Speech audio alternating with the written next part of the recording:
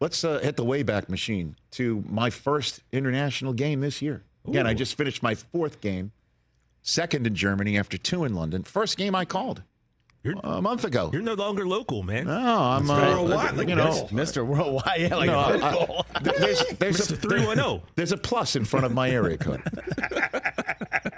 And so it was in that week that the Buffalo Bills were taking on the Jacksonville Jaguars.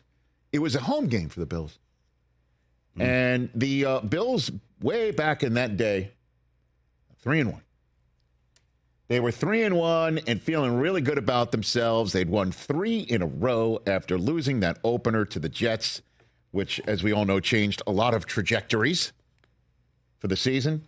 They had just come off an absolute bludgeoning of the Miami Dolphins to win their 3rd in a row, and the games that they had won in a row, 38-10 over the Raiders, 37-3 over the Commanders, 48-20 over the Dolphins.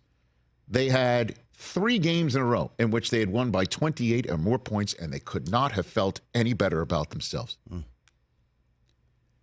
And then the roof caved in. I mean, they have won some games since then, but they have lost 4 of 6. And in the process, losing in that London game, Matt Milano for the year, Daquan Jones for the year. They had lost Trey White in that game against the Dolphins for the year.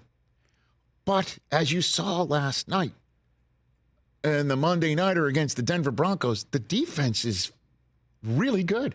And, their front office went ahead and picked up Rasul Douglas at the trade deadline. He was making some plays last night as well. Smart move. And the defense is balling out, keeping the Bills in games that they would normally be blown out in because the offense kept turning it over and over and over.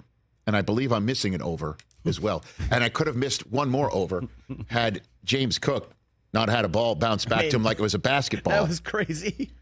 Last night on what turned out to be, it appeared, a game-winning drive for the Buffalo Bills until the very end, when the Broncos missed the game winner with only a couple seconds to go, only to get one more shot at it because the Bills had 12 men on the field. Something, I looked it up, even though I don't have eyes completely on the way the Bills operate in their system.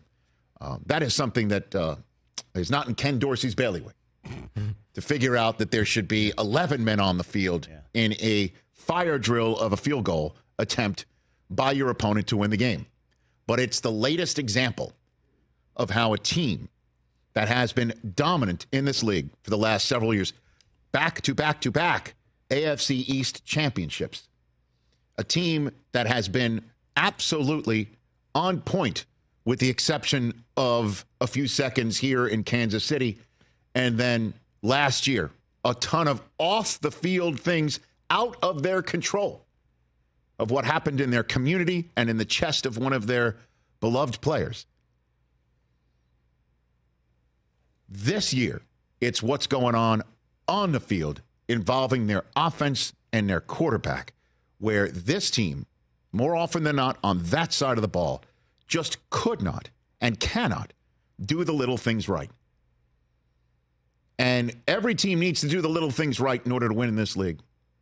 And it feels like the Bills are just gear grinding on doing the little things right, where a drive's going well, and then all of a sudden, Josh Allen, the ball seems to just, did that just fall out of his hand as he's trying to hand it off into James Cook's chest? That exchange as they're cruising down the field, and then Josh Allen throws one to Gabe Davis, goes off his hands right into the opposition's hands, and then another one where it's flat out on Josh Allen.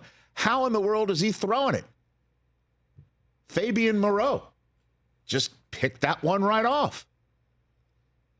And Allen keeps throwing it into danger and is lucky sometimes to not get intercepted.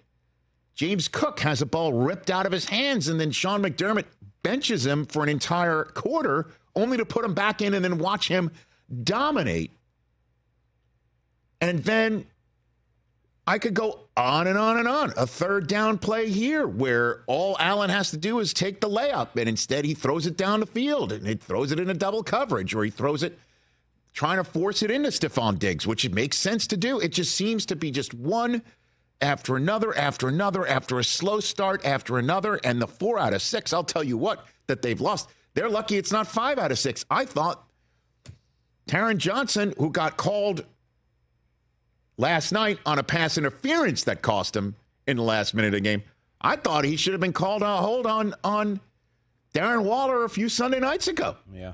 And the Bills are lucky to have walked out of that with a W. Yep. Forgot about that.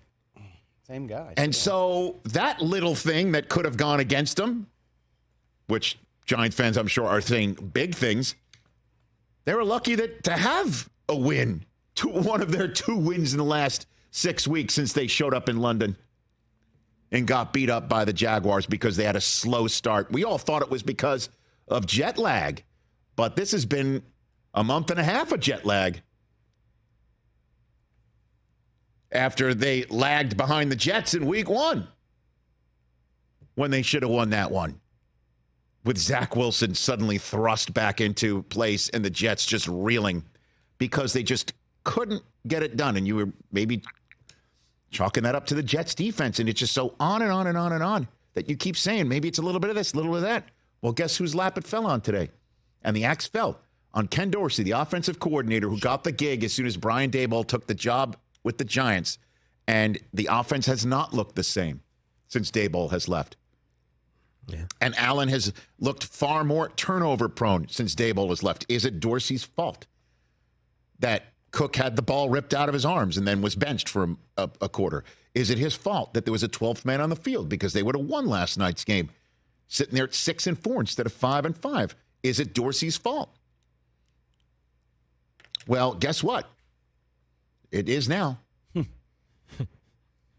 And that's part of the unfair aspect of the NFL. And I'm sure there are some fans in Pittsburgh and in Florham Park, New Jersey, fans of the Steelers and the Jets saying, oh, so you can hold your offensive coordinator responsible. Oh, I didn't know that.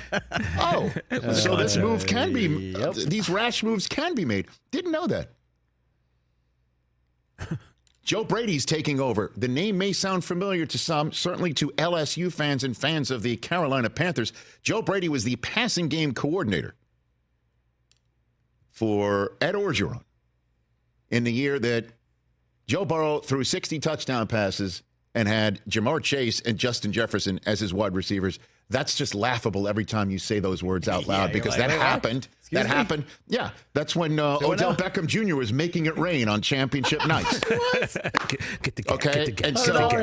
And Brady turned into the hottest coordinator to be hired, and Matt Rule won those sweepstakes by hiring him to be the offensive coordinator when Rule took the job in Carolina, and we all know how that worked out. Brady's on the staff. Now he's the guy in charge of things for Josh Allen, who had this to say after last night's game when asked about another difficult night on offense for the Buffalo Bills. And, I mean, Allen's got to be sitting there thinking, but we took the lead with by 1 point. Like, yeah. I was the one who ran in the end zone. Like, I took it in. Everyone's saying I should be running it more. Well, I ran it in. And he had to face that question about the inefficiency of the offense again last night. Josh, throughout this rough patch for the offense, you've maintained your confidence that you guys will be able to turn it around at some point. After this performance, do you remain confident after all the, quote, and to use your words, bad football that was put on display tonight? Yeah, I'm still confident, but it's no secret the clock's ticking, you know. Got to have some urgency now. What leaves you still confident in the offense after it's been so many weeks of kind of the same story here? Because we've done it before. They have done it before. Now they're going to have to do it with a new offensive coordinator. And the two words that are definitely pertinent now that you just heard Allen reference, the words are tick-tock. 7 games left.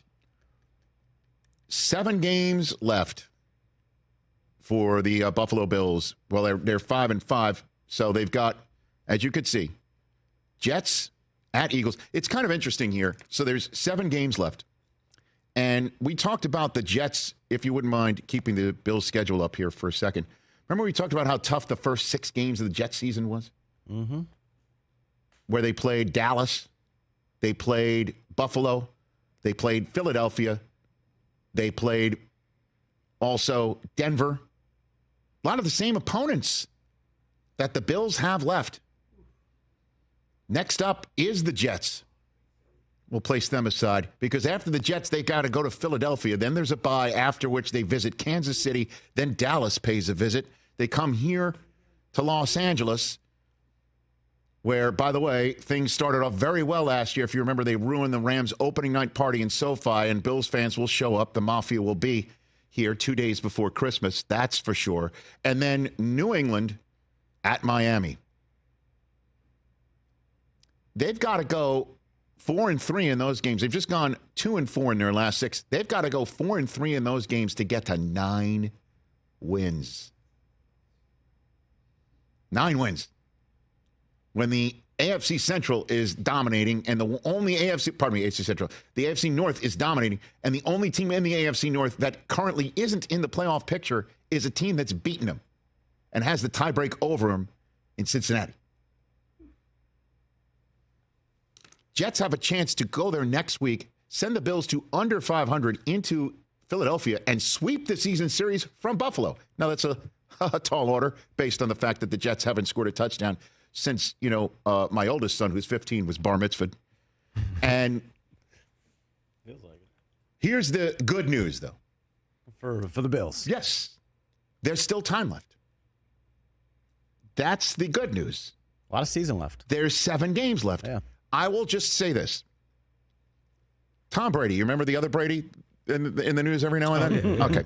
Tom Brady, in his first year with Tampa, finished up Thanksgiving weekend, fell to 500 in a loss to Kansas City, and it looked like that team was toast. They were 500. They didn't lose a game the rest of the way and hoisted the Lombardi Trophy. The guys are there. Diggs is there. Gabe Davis, bless him, he can score. So can Dalton Kincaid. So can James Cook. So can, as we saw last night, the rest of that offense. Kincaid.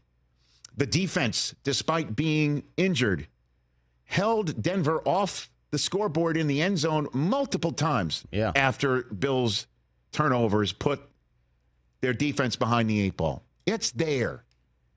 They could have won last night if somehow, some way, a 12th man didn't wind up on the field, something I'm sure Ken Dorsey's thinking about today. So, bad news is they've got, as we saw on ESPN's coverage last night, the 3rd most difficult record the rest of the way in the NFL. There's 32 teams. So, you can do the math. There's 29 other schedules that are easier. Or 28, I guess. And then you've got the fact that there's still 7 games left. You come up with wins in those games, you can make the playoffs. And then I proffer to say this. If you're a 2 seed, if you're, say, Jacksonville, you're, say, Baltimore, you're, say, even Miami, you want a 7-seeded Buffalo Bills team coming into your town? The answer is no. So you'd 9 and 8 teams. Put those up there one more time. The sniffing it teams in the AFC. Jacksonville's not making the playoffs. So stop it. 9 and 8 teams. 9 and 8 teams. You want the Chargers coming in at 9 and 8? No. Of course you do. They were up 27-0 last year and they lost a playoff game. Get out of here. They can score 30 like that. Okay. You want the Jets at 9 and 8 coming to your town? Sure. You want the Raiders at 9 and 8 coming into your town? You want the Bills coming in? You'll take the 9 and 8 Colts? You don't want a 9 and 8 Bengals team. Minshew Mania. Okay. So, there's all of that. There's still time. Catch the Rich Eisen Show every single day on the Roku channel, 12 to 3 Eastern, for free.